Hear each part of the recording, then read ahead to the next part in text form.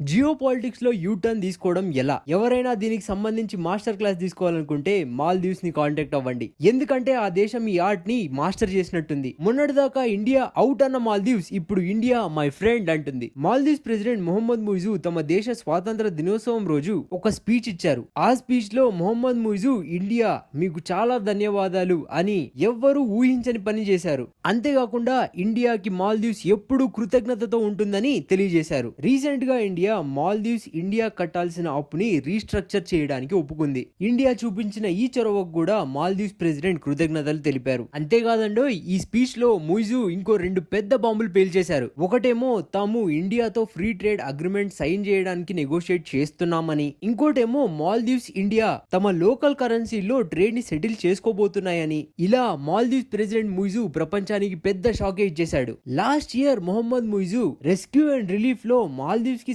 సహాయంగా ఉండడానికి ఉన్న మన ఆర్మీ వాళ్ళని మాల్దీవ్స్ నుంచి వాళ్ళు వెళ్లిపోవాలని ఇండియా అవుట్ అనే క్యాంపెయిన్ ని చేపట్టారు. ఈ క్యాంపెయిన్ ని అడ్డు పెట్టుకునే తమ దేశంలోని ప్రెసిడెన్షియల్ ఎలక్షన్ ని సైతం గెలిచాడు. అప్పటి నుంచి ఇండియాతో మాల్దీవ్స్ సంబంధాలు బలహీనపడ్డాయి. సిచ్యువేషన్ ని ఇంకా గబ్బులేపడానికి తమ క్యాబినెట్ లో ఉన్న 2 మినిస్టర్లు మన ప్రధాని మన కంట్రీలో అంతర్గత భాగమైన లక్షద్వీప్ కెళ్లి ఆ ప్లేస్ ని టూరిజం కోసం ప్రమోట్ చేస్తూ సోషల్ మీడియాలో ఫోటోలు పోస్ట్ చేస్తే వాటికి మినిస్టర్లు తమ వంకర బుద్ధిని చూపిస్తూ భారతదేశాన్ని మన ప్రధానిని అవమానిస్తూ కమెంట్లు పెట్టారు. ఇంకా మన వాళ్ళు ఊరుకుంటారా?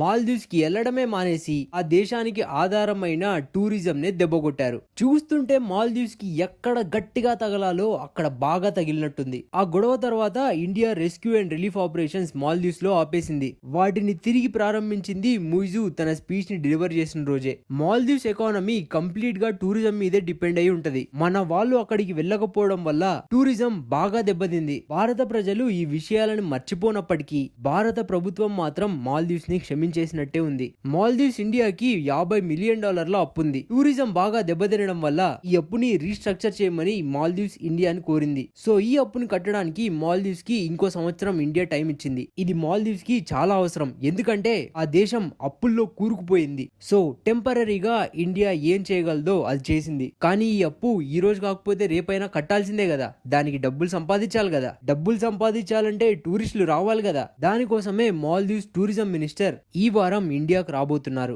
వాళ్ళ టూరిజం ని ప్రమోట్ చేయడానికి ఇండియాలోని ముంబై లాంటి సిటీస్ లో రోడ్ షోస్ కండక్ట్ చేయబోతున్నారు. సో చూద్దాం మన వాళ్ళు కన్విన్స్ అయ్యి మాల్దీవ్స్ కి మళ్ళీ వెళ్తారో లేదో. మాల్దీవ్స్ తీసుకున్న ఈ యూటర్న్ గురించి మీరేమంటారు? మీ అభిప్రాయాలను కామెంట్ సెక్షన్ లో మాకు తెలియజేయండి. వీడియోని ఇక్కడ దాకా చూసారంటే కొద్దో గొప్ప మా కాంటెంట్ మీకు నచ్చే ఉండాలి. అండ్ వి ప్రామిస్ మీరు ఇక్కడ ఖర్చు పెట్టే ప్రతి క్షణానికి వాల్యూ ప్రొవైడ్ చేసే పూచి మాది. సో ఈ వీడియోకి ఇంతే. మరో ఇంట్రెస్టింగ్ కథనంతో ఇంకో వీడియోలో కలుసుకుందాం.